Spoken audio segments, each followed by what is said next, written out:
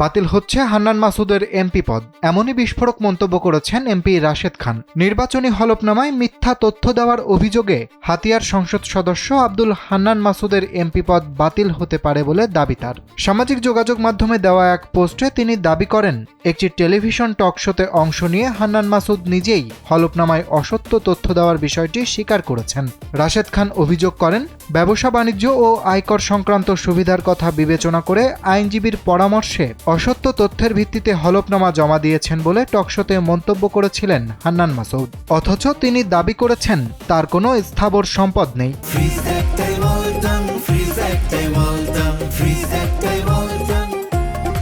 রাশেদের ভাষ্য, এই বক্তব্যই হলফনামার তথ্যের সত্যতা নিয়ে প্রশ্ন তৈরি করেছে। তিনি আরও স্মরণ করিয়ে দেন, 2025 সালের 11 আগস্ট নির্বাচন কমিশনার আবুল ফজল মোহাম্মদ সানাউল্লাহ জানিয়েছিলেন, কোনো প্রার্থী হলফনামায় মিথ্যা তথ্য দিলে ভোটের পরও তদন্ত করে সত্যতা পাওয়া গেলে তার প্রার্থিতা বাতিল করা যাবে এবং সংসদ সদস্য পদও চলে যেতে পারে। বিষয়টি আরপিওতেও সুনির্দিষ্টভাবে উল্লেখ রয়েছে বলেও জানিয়েছিলেন তিনি।